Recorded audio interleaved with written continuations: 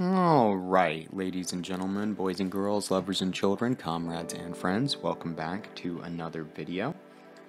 So, first of all, why am I doing a voiceover right now? Why am I not talking to the camera? Well, I did talk to the camera, but for some reason that I do not have the technical expertise to understand, my GoPro intermittently decides not to record sound. So I have all these video clips, but none of the attached audio files.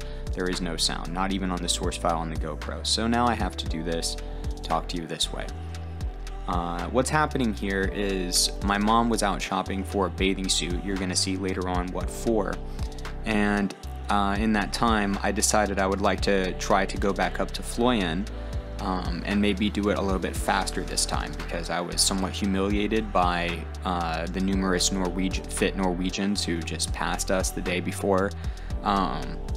So I wanted to see how fast I could get up to the top, get some exercise. So that's what I did. And along the way, for some reason, I really wanted to talk about taxation. And that's exactly what I'm going to discuss with you now. So it's obvious when you're in Norway that they have an amazing country. Everything functions extremely well. Public transport is just ridiculously well integrated into the society. It's fast, it's efficient, it's ubiquitous. They have free education, they have free healthcare. You know, they have a massive social safety net. They have great support for families. They have paid family leave up to a year. They have all these amazing things, right, that you would want from a social democracy. And in America, I think the prevailing opinion or belief is that, well, these Scandinavian countries can provide all these services to their people, but they're also incredibly highly taxed. So you can't really get rich in Scandinavia. The government's taking all of your money. And in fact, if you Google, Norway versus U.S. taxation, for example, one of the first things that you're going to read about is the percentage of the Norwegian GDP that goes to taxes.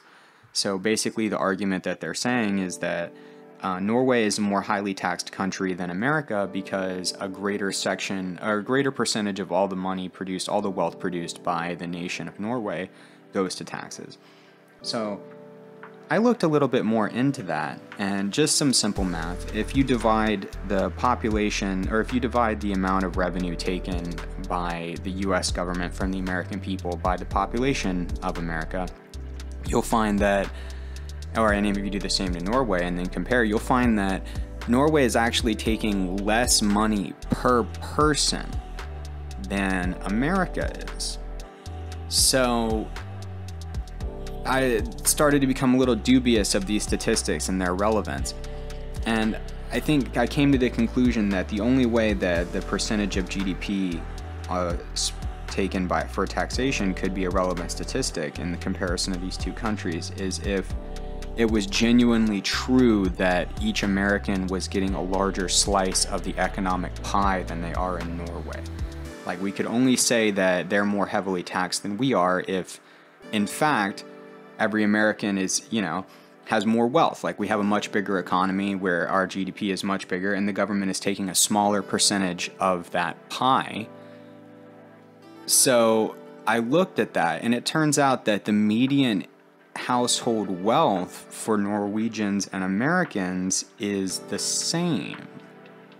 So we have this massive GDP in the country, but because of our massive wealth inequality, the effective GDP, the wealth that is actually shared, the pie that is actually shared amongst the vast majority of the American people like you and me that would actually be concerned with the amount of taxes that we're paying, that's actually comparable to the average wealth, the median wealth of Norwegians. The pies are the same size, even though our gross numbers are way bigger.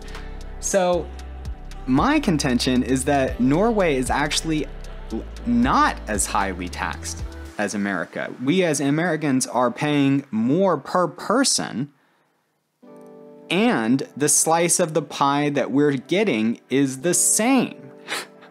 And to make matters worse, we don't get any of the services that they get. We don't get free education, we don't get healthcare, we don't get high-speed trains, we don't get ferries, we don't get I mean, you do have, in, you know, the big cities, you have subways and whatnot, but it's nothing like what it is over there. It's filthy. It's ancient. It's not, we don't have a modern, well-integrated system of public transport. America is heavily car dependent. So anyway, I'd like to know what you guys think about this argument.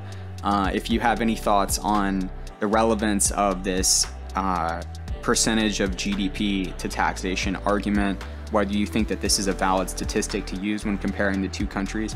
And yeah, what you think about the argument that I made just now. If you have any opinion on it, please let me know in the comments. Thank you so much and have a great day.